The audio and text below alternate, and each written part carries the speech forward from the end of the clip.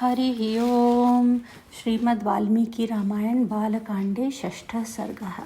राजा दशरथ के शासनकाल में अयोध्या और वहाँ के नगर नागरिकों की उत्तम स्थिति का वर्णन।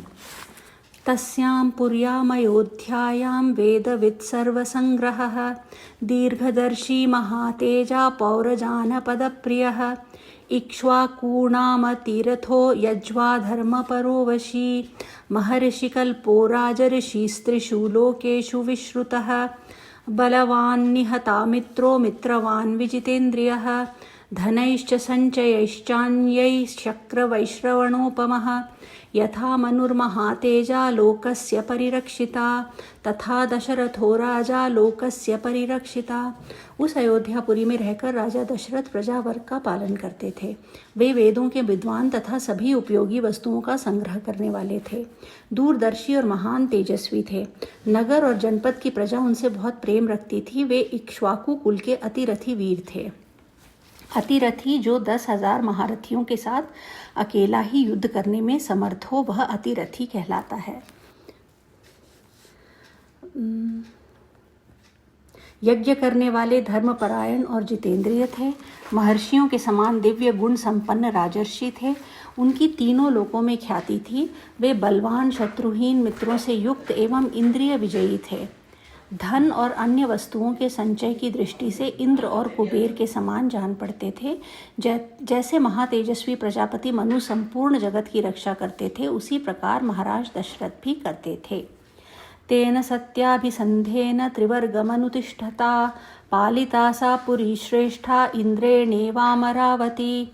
धर्म अर्थ और काम का संपादन करने वाले कर्मों का अनुष्ठान करते हुए वे सत्य प्रतिज्ञ नरेश उस श्रेष्ठ अयोध्यापुरी का उसी प्रकार पालन करते थे जैसे इंद्र अमरावतीपुरी का। तस्मिन् पुरवरे हृष्टा धर्मात्मानो बहुश्रुताः नरास्तुष्टा धनैस्वैः स्वैरलुब्धा सत्यवादिनः। उस उत्तम नगर में निवास करने वाले सभी मनुष्य प्रसन्न, धर्मात्मा, बहुश्रुत, निर्लोभ, सत्यवादी तथा अपने अपने धन से संतुष्ट रहने वाले थे। नाल्पसञ्चिनयः कश्चिदासीत् तस्मिन् पुरोत्तमे कुटुम्बीयो ह्यासीत्वार्थो गवाश्वधनधान्यवान्। उस श्रेष्ठ पुरी में कोई भी ऐसा कुटुंबी नहीं था जिसके पास उत्कृष्ट वस्तुओं का संग्रह आदि अधिक मात्रा में ना हो, जिसके धर्म अर्थ और काममय पुरुषार्थ सिद्ध ना हो गए हों तथा जिसके पास गाय बैल घोड़े धन धान्य आदि का अभाव हो। कामी वा न कदर्यो वा नृशंसः पुरुषः कच्चित् दृष्टुम शक्यमयोध्यायां नाविद्वान्न च नास्तिकः। अयोध्या में कहीं भी कोई कामी, कृपण, क्रूर, मूर्ख और नास्तिक मनुष्य देखने को भी नहीं मिलता था। सर्वे नराश्च नार्यश्च धर्मशीला सुसंयताः मुदिताशीलवृत्ताभ्यां महर्षय इवामलाः। वहाँ के सभी स्त्री पुरुष धर्मशील, संयमी, सदा प्रसन्न रहने वाले तथा शील और सदाचार की दृष्टि से महर्षियों की भांति निर्मल थे। ना कुंडली ना मुकुटी नास्रग्वी नाल्पभोगवान नामृष्टो न नलिप्तांगो ना सुगंधश्च विद्यते। वहाँ कोई भी कुंडल, मुकुट और पुष्पहार से शून्य नहीं था। किसी के पास भोग सामग्री की कमी नहीं थी। कोई भी ऐसा नहीं था जो नहा धोकर साफ सुथरा न हो, जिसके अंगों में चंदन का लेप न हुआ हो तथा जो सुगंध से वंचित हो। नामृष्टभोजी ना दाता नाप्यनंगदनिष्कृधक ना हस्ताभरणो वापि दृश्यते नाप्यनात्मवान। अपवित्र अन्न भोजन करने वाला, दान ना देने वाला तथा मन को काबू में ना रखने वाला मनुष्य तो वहाँ कोई दिखाई ही नहीं देता था।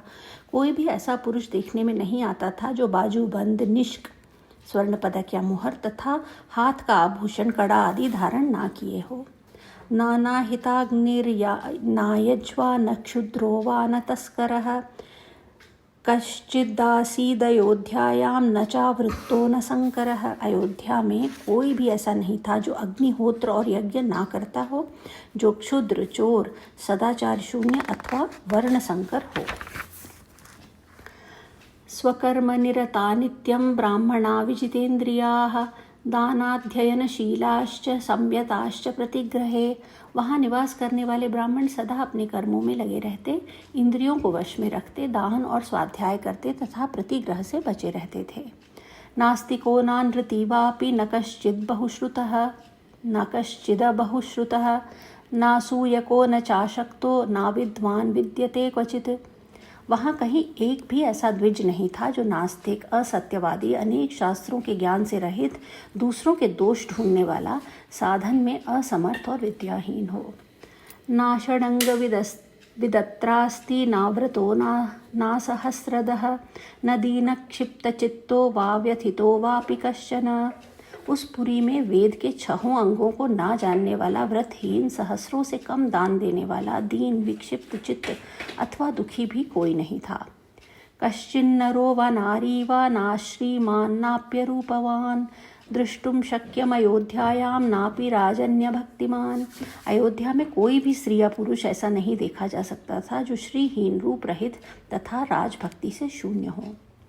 वर्णेष्वग्रयचतुर्थेषु देवतातिथिपूजकाः कृतज्ञाश्च वदान्याश्च शूरा विक्रमसंयुताः। ब्राह्मण आदि 4 वर्णों के लोग देवता और अतिथियों के पूजक, कृतज्ञ, उदार, शूरवीर और पराक्रमी थे। दीर्घायुषो नराः सर्वे धर्मं सत्यं च संश्रिताः सहिता पुत्रपौत्रेश्च नित्यं स्त्रीभिः पुरोत्तमे। उस श्रीशनगर में निवास करने वाले सब मनुष्य दीर्घायु तथा धर्म और सत्य का आश्रय लेने वाले थे। वे सदा स्त्री, पुरुष और पौत्र आदि परिवार के साथ सुख से रहते थे। क्षत्रं ब्रह्ममुखं चासीद् वैश्याः क्षत्रमनुव्रताः शूद्रा स्वकर्म निरता स्त्रीन् वर्णानुपचारिणः। क्षत्रिय ब्राह्मणों का मुँह जोते थे, वैश्य क्षत्रियों की आज्ञा का पालन करते थे और शूद्र अपने कर्तव्य का पालन करते हुए उपर्युक्त 3 वर्णों की सेवा में संलग्न रहते थे। सातेनेक्ष्वाकुनाथेन पुरी सुपरिरक्षिता यथा पुरस्तान मनुना मानवेंद्रेण धीमता। इक्ष्वाकु कुल के स्वामी राजा दशरथ अयोध्यापुरी की रक्षा उसी प्रकार करते थे जैसे बुद्धिमान महाराज मनु ने पूर्व काल में उसकी रक्षा की थी। योधानाम अग्निकल्पानां पेशलानामर्षिणां संपूर्णाकृत विद्यानां गुहा केसरिणामिव। शौर्य की अधिकता के कारण अग्नि के समान दुर्धर्ष, कुटिलता से रहित, अपमान को सहन करने में असमर्थ तथा अस्त्र शस्त्रों के ज्ञाता योद्धाओं के समुदाय से वह पुरी उसी तरह भरी पुरी रहती थी जैसे पर्वतों की गुहा सिंहों के समूह से परिपूर्ण होती है।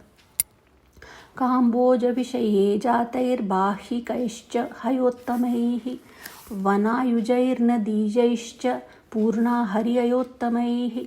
काम्बोज और ब्राह्मी देश में उत्पन्न हुए उत्तम घोड़ों से, वनायु देश के अश्वों से तथा सिंधु नद के निकट पैदा होने वाले दरियाई घोड़ों से, जो इंद्र के अश्व उच्च श्रवा के समान श्रेष्ठ थे, अयोध्यापुरी भरी रहती थी।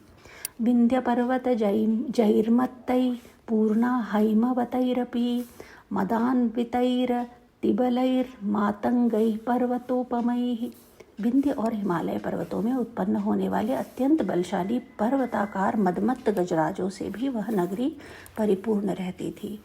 ऐरावतकुलीनैश्च महापद्मकुलैस्तथा अंजनादपि निष्क्रांतैर्वामनादपि च द्वीपैः। ऐरावत कुल में उत्पन्न महापद्म के वंश में पैदा हुए तथा अंजन और वामन नामक दिग्गजों से भी प्रकट हुए हाथी उस पुरी की पूर्णता में सहायक हो रहे थे। भद्रैर्मन्द्रैर्मृगैश्चैव भद्रमन्द्रमृगैस्तथा भद्रमैन्द्रैर्भद्रमृगैर्मृगमन्द्रैश्च सा पुरी नित्यमत्तैः सदा पूर्णा नागैरचलसन्निभैः।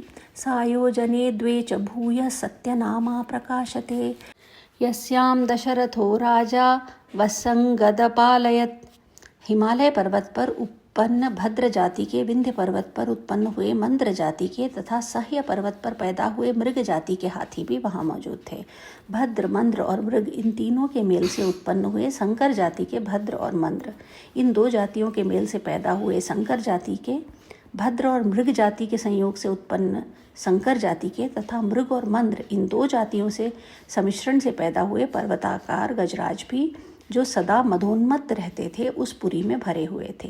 3 योजन के विस्तार वाली अयोध्या में 2 योजन की भूमि तो ऐसी थी जहाँ पहुंचकर किसी के लिए भी युद्ध करना असंभव था, इसलिए यह पुरी अयोध्या इस सत्य एवं सार्थक नाम से प्रकाशित होती थी, जिसमें रहते हुए राजा दशरथ इस जगत का, अपने राज्य का पालन करते थे। तां पुरीं स महातेजा राजा दशरथो महान शशास शमितामित्रो नक्षत्राणीव चंद्रमाः। जैसे चंद्रमा नक्षत्र लोक का शासन करते हैं, उसी प्रकार महातेजस्वी महाराज दशरथ अयोध्यापुरी का शासन करते थे। उन्होंने अपने समस्त शत्रुओं को नष्ट कर दिया था।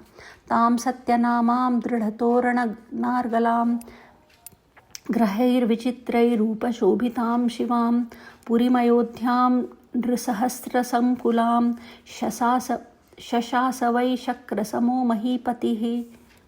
जिसका अयोध्या नाम सत्य एवं सार्थक था, जिसके दरवाजे और अर्गला सुदृढ़ थे, जो विचित्र ग्रहों से सदा सुशोभित होती थी, सहस्रों मनुष्यों से भरी हुई उस कल्याणमयी पुरी का इंद्रतुल्य तेजस्वी राजा दशरथ न्यायपूर्वक शासन करते थे। इत्यार्षे श्रीमद् रामायणे वाल्मीकिये आदिकाव्ये बालकांडे षष्ठः सर्गः। इस प्रकार श्री वाल्मीकि निर्मित आर्ष रामायण आदि काव्य के बालकांड में छठा सर्ग पूरा हुआ। हरि ओम।